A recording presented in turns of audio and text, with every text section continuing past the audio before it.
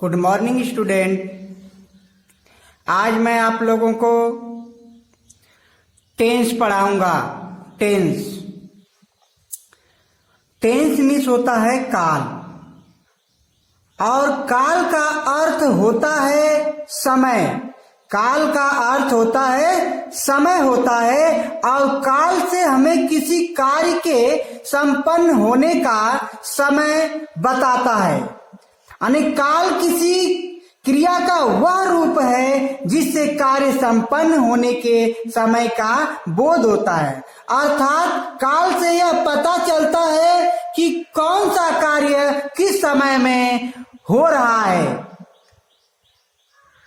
तो और काल की डिफिनीशन आप अंग्रेजी में भी कर सकते हैं, जैसे मैं यहां पर बता रहा हूं। देखिए, से tense is a form of verb that indicates the time और a state of an action and event. अर्थात tense is a form of verb. Tense a form of verb क्रिया का वह रूप है। टेंस क्रिया का वह रूप है दैट जो द टाइम समय आर या अ state of an action an event, किसी कार्य और घटना के स्टेट में स्थिति को इंडिकेट माने बताता है। यानी टेंस क्रिया का वह रूप है जो समय या किसी कार्य या घटना के स्टेट माने स्थिति को इंडिकेट माने दर्शाता है या बताता है। अब देखिए, आप लोग को अब बताएंगे कि टेंस के कितने भेद होते हैं। यहां देखिए, टेंस अभी बताया गया। टेंस मीन्स होता है काल, और काल का अर्थ होता है समय। तो जो यह टेंस होता है, इस टेंस को मुख्यतः 3 भागों में बांटा गया है। पहला प्रेजेंट टेंस, दूसरा पास्ट टेंस, तीसरा फ्यूचर टेंस। प्रेजेंट टेंस को वर्तमान काल कहते हैं, पास्ट टेंस को भूतकाल कहते हैं, और फ्यूचर टेंस को भविष्य काल कहते हैं।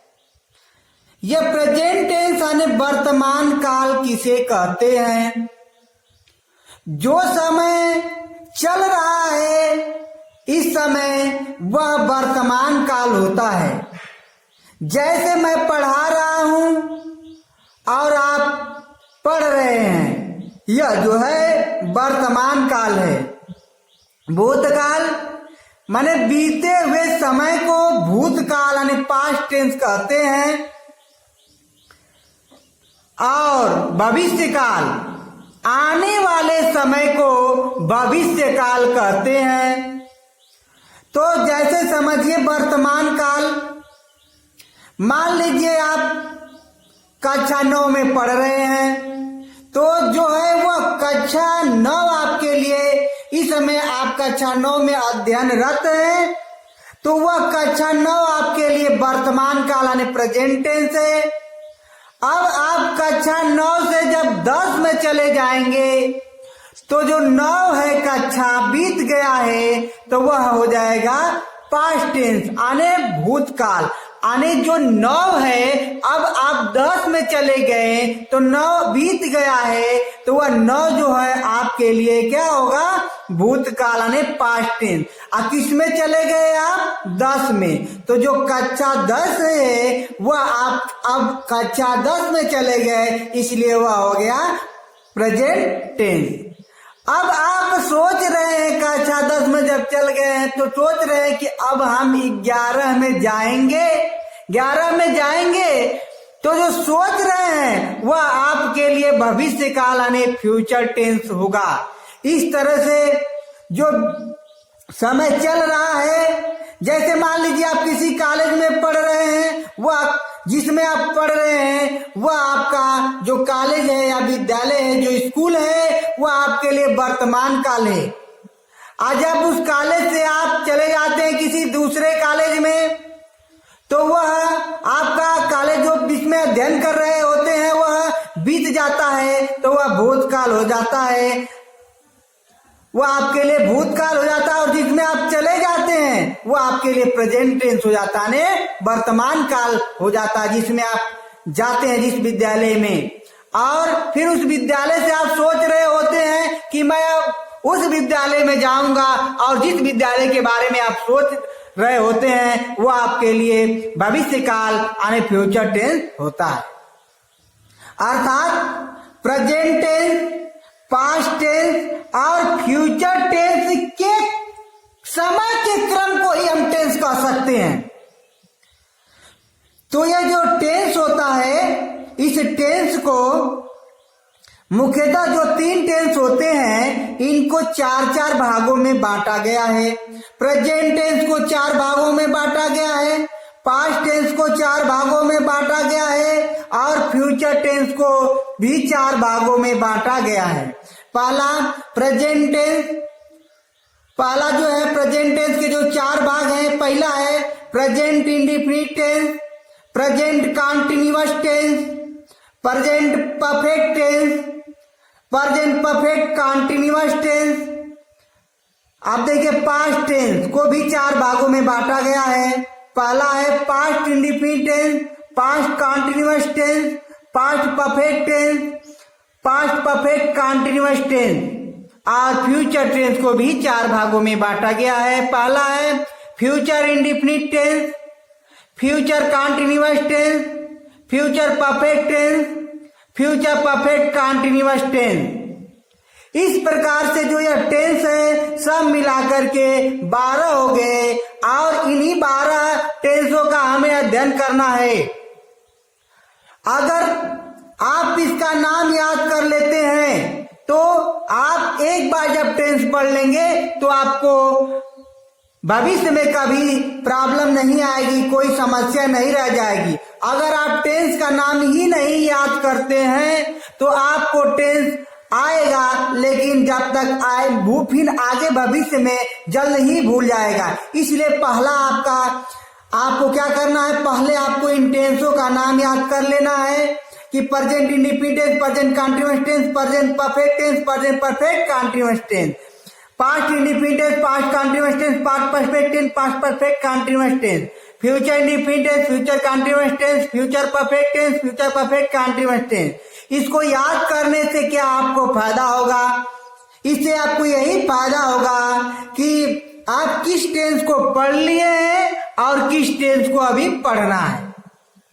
क्योंकि ये जो 12 टेंस हैं इनका अलग अलग पहचान है, उसी के माध्यम से हम जान पाएंगे कि यह कौन सा टेंस है। और जब हम पहचान जान जाएंगे तो हम टेंस के नियम को भी जान जाएंगे। जैसे देखिए मैं जब पढ़ाऊंगा तो कैसे पढ़ाऊंगा, पहले किस टेंस को पढ़ाऊंगा। देखिए पहले मैं इंडेफिनिट, सबका इंडेफिनिट पढ़ाऊंगा। पहले प्रेजेंट इंडेफिनिट, पास्ट इंडेफिनिट, फिर फ्यूचर इंडेफिनिट टेंस पढ़ाऊंगा। उसके बाद कंटीन्यूअस का पूरा पढ़ाऊंगा, यानी present continuous tense, past continuous tense, future continuous tense. और उसके बाद तब परफेक्ट टेंस का सब पढ़ाया जाएगा, जैसे present perfect tense, past perfect tense, future perfect tense. और उसके बाद तब present perfect continuous tense, past perfect continuous tense, future perfect continuous tense.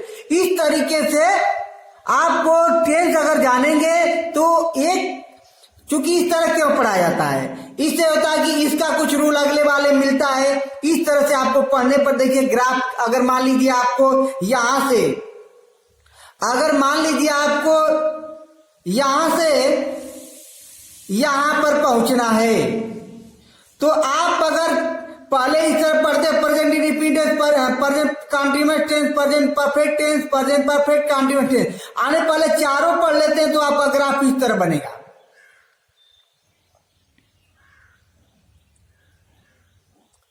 यहाँ पर पहुंचने के लिए आपको ग्राफ इस तरह बनेगा और आप जब यहाँ से चलेंगे फिर यहाँ आएंगे, फिर यहाँ आएंगे और फिर यहाँ आएंगे, जब ऊपर देखेंगे तो फिर वापस आ जाएंगे। इसलिए आपको इस तरह नहीं पढ़ना है। आपको किस तरह पढ़ना है, जैसे मान लीजिए ग्राफ अगर हम जिस तरह बता रहे हैं कि अगर इस तरह आप पढ़ेंगे तो आपका ग्राफ एकदम यहाँ से सीधे चलेगा और अपने लक्ष्य तक पहुंच जाएगा। इस तरह ग्राफ चलेगा। तो यहां तक पूरा कंप्लीट हो जाएगा तो ही आपको आगे समझ में आएगा। तो अब मैं प्रेजेंट इंडेफिनिट टेंस के बारे में आपको बताऊंगा। देखिए प्रेजेंट इंडेफिनिट टेंस और प्रेजेंट इंडेफिनिट टेंस जो ये आपको बताया गया है कि टेंस 12 होते हैं, इन 12 की अलग अलग पहचान होती है। जिस तरीके से देखिए पहचान अलग अलग जब होगी तो आपको अलग अलग पहचान और अलग अलग नियम होंगे। तो उनको जानने के लिए सबसे पहले जानना होगा, जैसे मान लीजिए किसी कंपनी का कोई वस्तु है और हम उसको देख करके ही जान जाते हैं कि ये इस कंपनी का है, ये इस कंपनी का है। कैसे जान जाते हैं? क्योंकि उस कंपनी की उस पर मोहर लगी होती है।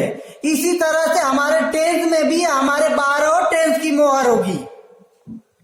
जैसे मान लीजिए आपके मार्केट में बिस्कुट आ रहा है, जो भी बिस्किट आ रहे हैं, कोई पार्ले जी है, कोई टाइगर है, कोई ब्रिटानिया गोल्ड है, तो कोई कुछ भी है, बहुत सारे हैं। तो आप जान जाते हैं। कैसे जान जाते हैं कि यह बिस्कुट है या इस कंपनी का है? क्योंकि उस पर मोहर लगी हुई है उसकी।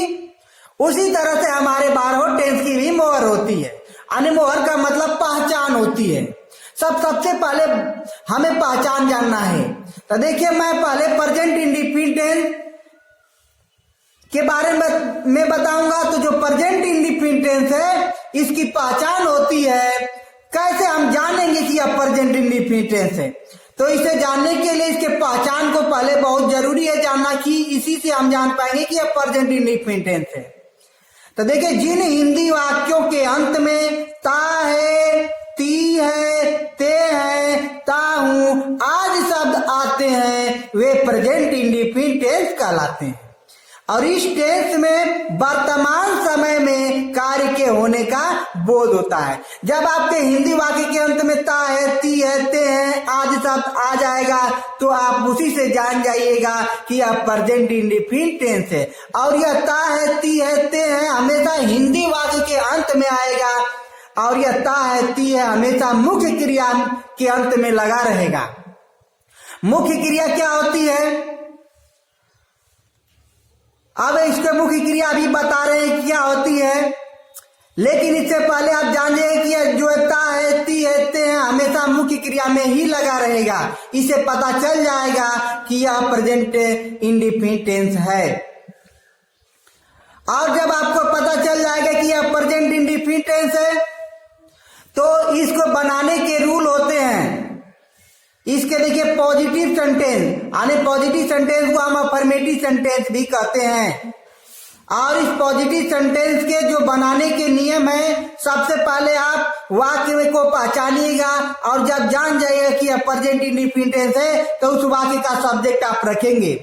उसके बाद सब्जेक्ट के बाद फर्स्ट वर्ब रखेंगे। यानी फर्स्ट वर्ब शॉर्ट फॉर्म में देखिए एक बना के एसटी हम लगा दिए हैं, यानी शॉर्ट फॉर्म में हमने फर्स्ट वर्ब लिख दिया। फर्स्ट वर्ब का मतलब होता है मुख्य क्रिया की प्रथम अवस्था, क्रिया की प्रथम अवस्था। और इसी फर्स्ट वर्ब में मुख्य क्रिया में हम यस या ईएस का प्रयोग करते हैं, यस या ईएस का प्रयोग करेंगे। आज वही आपसे बताया जाएगा यस या ईएस का प्रयोग, तो वही आपके मन में एक समस्या आ जाएगी कि आखिर में यह यस या ईएस का प्रयोग कब हम करेंगे और कब नहीं करेंगे। उसके बाद ऑब्जेक्ट और अदर। तो देखिए कब करेंगे और कब नहीं करेंगे यह आपके इस सब्जेक्ट पर निर्भर करता है। यदि आपका यहाँ का सब्जेक्ट अगर ही होगा, सी होगा, इट होगा तथा एक वचन कर्ता होंगे तो यह मुख्य क्रिया में यस या यस का प्रयोग करते हैं, यानी यस या यस का प्रयोग होगा। अगर आपका यहाँ subject I, we, they, you तथा बहुवचनकर्ताओं के साथ मुख्य क्रिया में यस या यस का प्रयोग नहीं करते हैं। कहा जा रहा है कि यदि यहाँ का सब्जेक्ट ही, सी, इट तथा एक वचन होगा तो मुख्य क्रिया में यस या यस का प्रयोग करेंगे। आई, वी, दे, यू तथा बहुवचन होगा तो इस मुख्य क्रिया में हम यस या यस का प्रयोग नहीं करेंगे। तो ठीक है, ही, सी, इट तथा एक वचनकर्ताओं के साथ मुख्य क्रिया में यस का प्रयोग करेंगे। आई, वी, दे, यू तथा बहुवचनकर्ताओं के साथ मुख्य क्रिया में यस का प्रयोग नहीं करेंगे। नहीं करेंगे तो कोई बात नहीं, लेकिन करेंगे तो यह एक समस्या है कि कब यस लगेगा और कब यस। तब इसके लिए आपको रूल यह है, यह रूल आपको बताया जा रहा है। देखिए, लगेगा तो कब यस लगेगा और कब यस, इसके लिए यहां पर रूल बता रहा हूं। देखिए, जिन क्रियाओं के अंत में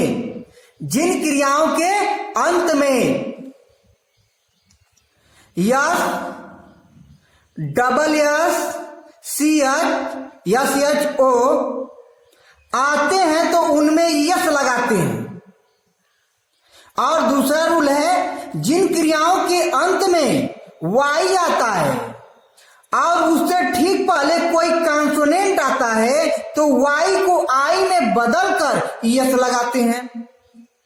पहले अभी बताया गया कि जिन क्रियाओं के अंत में S, double S, C H, S H O आते हैं तो उनमें यस लगाते हैं, और जिसके अंत में वाई आता उससे ठीक पहले अगर कोई कॉन्सोनेंट आता है तो वाई को हटाकर, यानी वाई को आई में बदलकर तब उसमें हम यस लगाते हैं।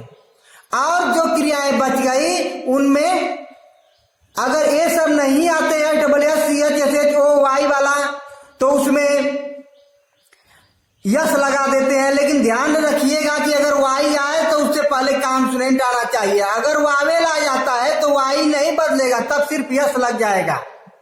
कब? जब लगाना होगा तब, ये नहीं कि जब ही मन करेगा तभी लगा देंगे। अगर ही, सी तथा एक वचन करता होगा तभी मुख्य क्रिया में यस का प्रयोग करेंगे। आई, वी, दे, यू तथा बहुवचन होगा तो मुख्य क्रिया में यस का प्रयोग नहीं करेंगे। और करेंगे तो कब यस करेंगे, कब यस, तब इस नियम के अनुसार जिन क्रियाओं के अंत में S, double S, C H, S H O आते हैं तो उनमें यस, और जिसके अंत में वाई आता है और उससे ठीक पहले अगर कोई कॉन्सोनेंट आता है तो वाई को आई में बदल कर यस लगाते हैं। लेकिन वाई आता है उससे पहले अगर वावेल आ जाएगा तो जब लगाना होगा तो सिर्फ यस लगाएंगे। अब आपको एक समस्या हो रही होगी कि ही, सी तथा एक वचनकर्ताओं के साथ मुख्य क्रिया में आखिर में यस का प्रयोग लगाते हैं तो क्यों लगाते हैं? देखिए, अगर यहाँ एक वचनकर्ता के साथ एक वचन की क्रिया होती है और बहुवचनकर्ता के साथ बहुवचन की क्रिया, देखिए यहां पर जो है जब एक वचन का कर्ता होगा तो क्रिया एक वचन होनी चाहिए। जब कोई भी क्रिया अपने असली रूप में होती है, क्रिया क्या होती है? जैसे जाना, आना, खाना, जैसे गो, कम, ये सारी क्रियाएं। जैसे मान लीजिए गो, ये देखिए गो क्रिया है। और ये जो क्रिया है, जब कोई क्रिया अपने असली रूप में रहती है तो हमेशा बहुवचन रहती है, और उसको एक वचन बनाने के लिए हम उसमें या तो यस लगाते हैं या तो यस लगाते हैं कर्ता के अनुसार, जब लगाना होगा तब। अब आपको जैसे देख लीजिए, ये एक वचन है और इसमें यस यस का यह जो है, ये क्रिया जो है बहुवचन है, सारी ये क्रिया बहुवचन है और इसमें हमको यस या यस का प्रयोग नहीं करना है तो कोई बात नहीं। लेकिन मान लीजिए कर्ता आपका यहाँ पर एक वचन का है तो यहाँ पर करना पड़ेगा, क्रिया को भी एक वचन बनाना पड़ेगा। तो देखिए गो है, और जब इसमें क्रिया में यस का प्रयोग नहीं होगा तो कोई बात नहीं, लेकिन होगा तो क्या होगा? इसके अंत में देखिए वो है, अगर होगा तो इसमें यस हो जाएगा, नहीं हो जाएगा गोज। उसी तरह देखिए टीच, TACH, इसके अंत में देखिए CH है, यह बहुवचन है, लेकिन इसको एक वचन अगर बना, मान लीजिए इसमें यस का प्रयोग करना हो, नहीं करना तो कोई बात नहीं, लेकिन करना तो इसमें जब होगा टी है सी एच, तो इसके अंदर में सी एच है तो क्या होगा, यस हो जाएगा। नहीं होगा तो कोई बात नहीं, लेकिन होगा तो टीच में यस होगा। जैसे मान लीजिए यहां पर बीट हो गया, अगर इस बीट में हमको यस का प्रयोग नहीं करना तो कोई बात नहीं, लेकिन अगर यस या यस का प्रयोग करना तो इसके अंत में देखिए टी है, इसके अंत में S double S C H S H या वाई जैसी बात नहीं है। इसलिए जब लगाएंगे तो इसमें क्या लगाएंगे, जब लगाना होगा तब यस। मान लीजिए जैसे फ्लाई हुआ या फेल वाई, फ्लाई में से उड़ना होता है, यहां क्रिया के रूप में क्रिया है उड़ना, तो इसमें यस या यस का प्रयोग करना है। तो आपको बताया गया है कि जिस क्रिया के अंत में अगर वाई आता है या उससे पहले कोई कॉन्सोनेंट, देखिए एल कॉन्सोनेंट है आता है, अगर उसमें यस एस का प्रयोग करना होता है तो यस एस का प्रयोग करने के लिए वाई को आई में बदल देते हैं, तब ईएस लगाते हैं इसमें। और अन्य क्रिया में जो रूल पर नहीं काम करेगा उसमें सब में यस लगा देंगे जब लगाना होगा तब। जैसे देखिए ABUSC, इसके अंत इसमें हमको यस का प्रयोग नहीं करना है तो कोई बात नहीं, इसी तरह रहेगा। लेकिन यदि यस का प्रयोग करना है तो क्या होगा, तो हो जाएगा ABUS, इसके अंत में ही है तो इसमें देखिए S double S C H S H या वाई जैसी बात नहीं है, तो इसमें क्या लगेगा, यस। उसी तरह देखिए एक देखिए आप समझ रहे होंगे, जैसे यहाँ पर हमने प्ले में जैसे इसके पहले देखिए कॉन्सोनेंट है तो वाई को आई में बदल कर यस लगेगा। अगर इसके देखिए वाई है, इसके पहले वावेल आ गया, तो जब यस इसका प्रयोग करना होगा तो इसमें यस लगा देंगे, और नहीं करना होगा तो कोई बात नहीं, लेकिन करना होगा तब। और कब करेंगे, जब आपका सब्जेक्ट ही सी तथा एक वचन होगा तो मुख्य क्रिया में यस का प्रयोग करेंगे। आई विधेय तथा बहुवचन होगा तो मुख्य क्रिया में यस का प्रयोग नहीं करेंगे। नहीं करेंगे तो कोई बात नहीं, लेकिन करेंगे तो बात यह है कि कब यस लगेगा और कब यस। तो जिन क्रियाओं के अंत में S double S C H S H वो आते हैं उनमें यस, तथा अन्य में यस जब लगाना होगा तब। लेकिन वाई आएगा तो वाई के पहले अगर कॉन्सोनेंट आएगा तो वाई को आई में बदल कर यस लगाइएगा। अभी आपको बताया गया कि यह गो क्रिया जो है, जब अपने असली रूप में कोई भी क्रिया रहती है तो वो बहुवचन होता है, उसको एक वचन बनाने के लिए उसमें यस या यस का प्रयोग करते हैं। आपको कंफ्यूज हो रहा होगा कि नाउन में जब किसी का बहुवचन बनाते हैं तो उसमें यस का प्रयोग लगाते हैं तब वो बहुवचन बनता है, और आप यहाँ पर क्रिया में बता रहे हैं कि इसमें यस यस का प्रयोग करके हम इसको एक वचन बनाते हैं। तो देखिए जब नाउन का बहुवचन बनाना होगा तब तो उसमें यस का प्रयोग जोड़ना होगा।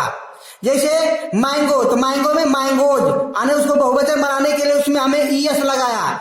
जैसे कोई भी, जैसे एप्पल एप्पल्स हो जाएगा, लेकिन जब क्रिया का बहुवचन एक वचन बनाना होता है तो उसमें यस का प्रयोग करते हैं। और बहुवचन स्वयं वो बहुवचन होता है, जब अपनी असली रूप में कोई क्रिया होती है तो वह बहुवचन में होता है। लेकिन अब यहां पर देखिए आई जो देख रहे हैं, आई के साथ यस का प्रयोग नहीं है, तो I is a special, I is a special, I के साथ यहां पर जो है यस या इसका प्रयोग नहीं होगा। आई एक वचन है लेकिन इसके साथ यस का प्रयोग नहीं होगा, यह अपवाद है। यह जो है यह स्पेशल है, इसके साथ याद कर लीजिए, इसीलिए मैं इस तरह का रूल लिखवा दिया हूं कि किसके साथ क्या करेंगे। अब इसके आगे आपको टेंस के बारे में बताया जाएगा, लेकिन टेंस बताने से पहले आपको थोड़ा सा वर्ब के बारे में बता दिया जाए। वर्ब क्या होते हैं, अब देखिए वर्ब किसे कहते हैं। वर्ब की परिभाषा होती है कि जिन शब्दों से किसी कार्य का करना या होना पाया जाता है उसे वर्ब कहते हैं, या जिन शब्दों को वाक्य में रख देने से वाक्य का अर्थ स्पष्ट हो जाता है उन्हें वर्ब यानी क्रिया कहते हैं। या हमारे भाषा में आप समझिए कि जिन शब्दों से यानी जिन शब्दों के अंत में ना पाया जाता है तथा उससे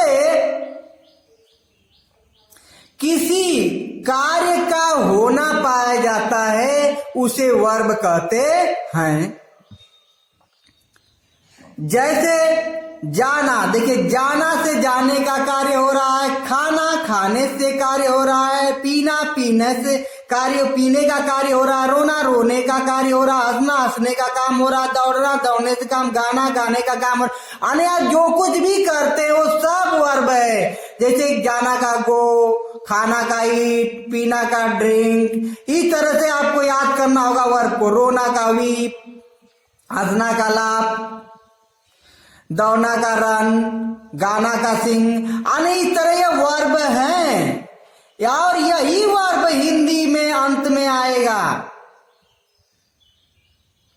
इसी में ता है, ती है, ते हैं लगा रहेगा, यही वर्ब है, इसको आपको याद करना होगा। जैसे कोई कहेगा सर आपने बताया कि जिन हिंदी वाक्यों के अंदर ना पाया जाता उसे क्रिया कहते हैं, तो ये टीना क्या है? जैसे मान लीजिए टीना, जैसे आप कहेंगे कि नाना, कहेंगे दाना, तो ध्यान रखिए इसके अंत में ना आया हुआ है, लेकिन पढ़िए इसे, दाना से क्या कार्य हो रहा है? दाना से कोई कार्य नहीं हो रहा है, कार्य रुका सा लग रहा है, यह नाउन है। नाना से भी कोई कार्य नहीं हो रहा है, यह रुका हुआ है, यानी कार्य नहीं हो रहा, इसलिए नाउन है, क्रिया नहीं है। टीना, आप कहेंगे कि टीना के अंत में भी ना है, टीना से कार्य नहीं हो रहा, इसीलिए क्रिया नहीं है।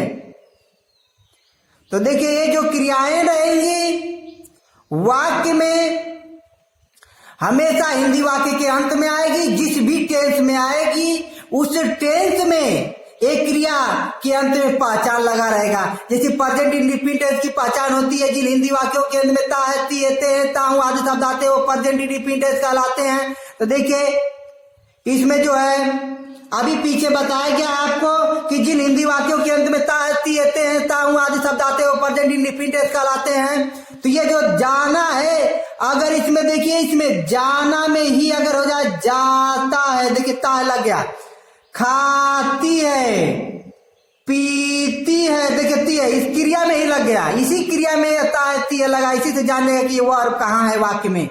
हंसती है,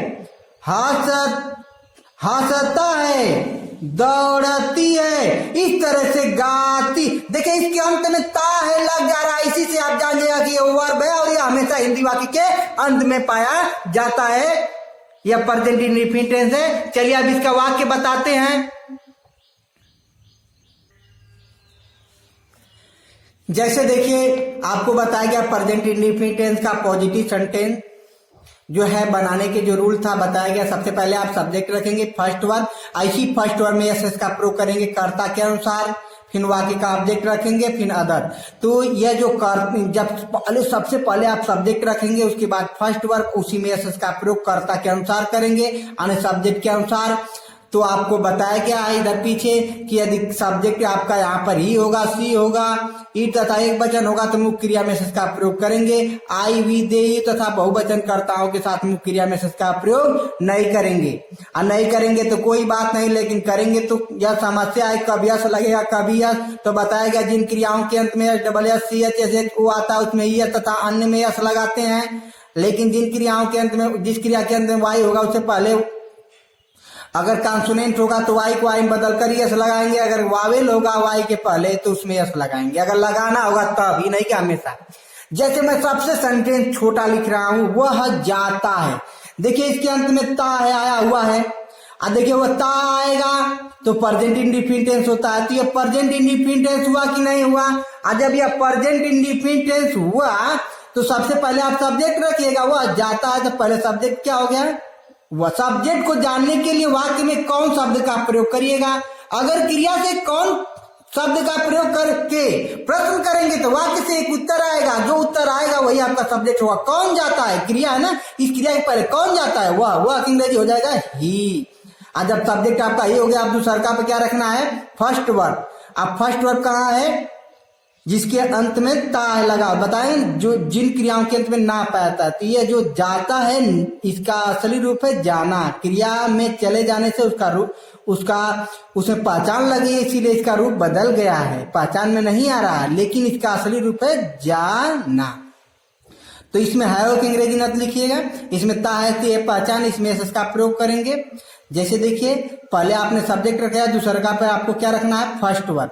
तो फर्स्ट वर्ब क्या है, गो।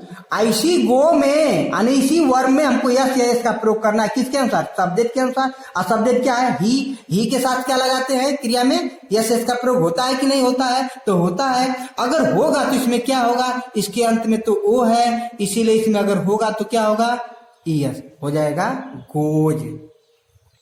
दूसरा देखिए वह खाती है, तो देखिए ती है आया प्रेजेंट इंडेफिनिट टेंस है। सबसे पहले आप सब्जेक्ट रखिए, सब्जेक्ट इसका हो जाएगा कौन खाती है, वह अंग्रेजी हो जाएगा सी। दूसरे का फर्स्ट रखिएगा क्रिया का प्रथम रूप, तो खाना की अंग्रेजी इट। और इसी इट में हमको यस का प्रयोग करना है कर्ता के अनुसार। यहाँ सब्जेक्ट हमारा सब्जेक्ट जो करता है सी है, सी के साथ यस का प्रयोग होता है, इसीलिए हो जाएगा। वे दौड़ते हैं, तो वे दौड़ते हैं, तो पहले हम सब्जेक्ट देखिए ते है आया है, ये प्रेजेंट इंडेफिनिट टेंस है, तो पहले सब्जेक्ट रखिएगा वे की अंग्रेजी दे, आप फिर दूसरा का फर्स्ट और रखेंगे, फर्स्ट क्या है, दौड़ना की अंग्रेजी रन। ऐसी रन में हमको यस का प्रयोग करना है सब्जेक्ट के अनुसार। सब्जेक्ट दे है, दे के साथ यस का प्रयोग नहीं होता है तो नहीं करेंगे। वह दौड़ता है, तो वह दौड़ता है, देखिए ता है आया है, कौन दौड़ता है, वह, तो वह अंग्रेजी हो जाएगा ही। दूसरा का फर्स्ट और क्रिया रखेंगे, क्रिया की अंग्रेजी, क्रिया कौन है, दौड़ना, दौड़ना की अंग्रेजी होता है रन। ऐसी रन में हमको यस का प्रयोग सब्जेक्ट के अनुसार, तो ही के साथ यस का प्रयोग होगा कि नहीं होगा, होगा तो क्या होगा, यस।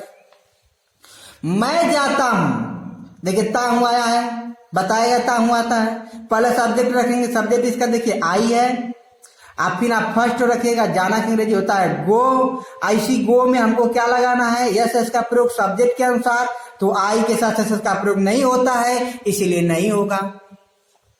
दूसरा देखिए वह प्रतिदिन खेलता है, तो देखिए ता आया है, थोड़ा सेंटेंस बड़ा कर दिया गया है, प्रतिदिन इसमें आया है। तो जब अगर वाक्य में आपके प्रतिदिन आता है तो हमेशा प्रतिदिन की अंग्रेजी हमेशा अंत में रखिएगा। क्योंकि मैं अभी शुरू से समझाने का प्रयास कर रहा हूं, इसलिए आपको जैसे मैं कह रहा हूं वैसे आप करिए, फिर बाद में आप जैसे मतलब जब जैसे जैसे आपका प्रोग्रेस हो जाएगा वैसे वैसे मैं आपको आगे बताता जाऊंगा। यह अब 0 लेवल से बताया जा रहा है, इस पर कोई टिप्पणी करने की बात नहीं है। वह प्रतिदिन खेलता है, तो देखिए ता आया है, आपको बताया जा रहा है कि अगर प्रतिदिन आएगा तो हमेशा प्रतिदिन की अंग्रेजी आप पहले अंत में रखिएगा। तो देखिए कौन खेलता है, तो इसका सब्जेक्ट यानी सब्जेक्ट क्या है, वह अंग्रेजी हो जाएगा ही। दूसरा नंबर पर आपको फर्स्ट वर्ब रखने के लिए कहा गया, फर्स्ट वर्ब कहाँ है, खेलता, तो खेलना की अंग्रेजी क्या हो जाएगा, प्ले। इसी प्ले में हमको क्या रखना है, क्या लगाना है, यस या यस का प्रयोग सब्जेक्ट के अनुसार। सब्जेक्ट इसमें क्या है, ही, तो ही के साथ एस का प्रयोग होता है, इसीलिए यहाँ पे एस का प्रयोग कर देंगे। उसके बाद जो बचा आपको बताया गया प्रतिदिन की अंग्रेजी हमेशा अंत में रख देंगे, तो प्रतिदिन की अंग्रेजी होती है डेली या एवरी डे भी होता है। दूसरे नंबर पर वह प्रतिदिन सुबह में नाचती है, तो देखिए सबसे पहले आपको सब्जेक्ट रखना है, सब्जेक्ट इसमें क्या है, वह नाचती है, तो स्त्री यानी सी। फिर आपको दूसरे फर्स्ट रखना, नाचती है, हमेशा अंत में ही क्रिया रहता है फर्स्ट वर्ब, तो नाचती है तो क्या हो जाएगा, डांस, DANCES। इसमें यस लगे, सी के साथ यस का प्रयोग होगा। अब देखिए हम जानते हैं कि प्रतिदिन की अंग्रेजी अंत में रखेंगे, उससे पहले क्या बचा हुआ है, सुबह में, तो इसको पहले सुबह में रख दीजिए, इन द मॉर्निंग। आप फिर प्रतिदिन की अंग्रेजी आप अंत में रख दीजिएगा। जैसे देखिए वे प्रतिदिन मैदान में क्रिकेट खेलते हैं। सबसे बड़ी बात अब यहां पर यह है कि आप जो है पहले आपने सब्जेक्ट रखा, फिर फर्स्ट और उसमें इसका प्रयोग रखा, और फिर ऑब्जेक्ट, इसके बाद ऑब्जेक्ट। देखिए ऑब्जेक्ट को जानने के लिए जिस प्रकार से बम को पकड़ने के लिए एक मशीन होती है और उस मशीन का प्रयोग करके हम बम को पकड़ लेते हैं। जहां नेता लोग आते हैं वहां पर चेकिंग होता है, तो उससे वह मशीन बता देती है कि नहीं यहाँ पर कोई बम है या कुछ ऐसी वस्तु है जिससे खतरा है। उसी तरह से इस ऑब्जेक्ट को भी पकड़ने के लिए मशीन होती है, और उस मशीन का नाम है क्या और किसे। अर्थात कहने का मतलब हमारा यह है कि यह जो क्या और किसे शब्द है अगर इन शब्द का प्रयोग हम क्रिया के पहले लगा करके प्रश्न कर देंगे तो हमें एक उत्तर मिलेगा और जो उत्तर मिलेगा वही ऑब्जेक्ट होगा। यानी क्या और किसे क्रिया के पहले लगाकर, वाक्य में जो क्रिया है उसके पहले लगाकर अगर हम प्रश्न करेंगे तो जो हमें उत्तर मिलेगा वही हमारा ऑब्जेक्ट होगा। और जब वाक्य में आपको ऑब्जेक्ट मिल जाएगा तो एकदम वर्ब के तुरंत बाद तीसरे नंबर पर आप यहां पर ऑब्जेक्ट रख देंगे। जैसे देखिए, वे प्रतिदिन मैदान में क्रिकेट खेलते हैं, तो पहले आप सब्जेक्ट रखिए, सब्जेक्ट हो जाए दे, फिर वर्ब रखिए। वर्ब क्या है? खेलना।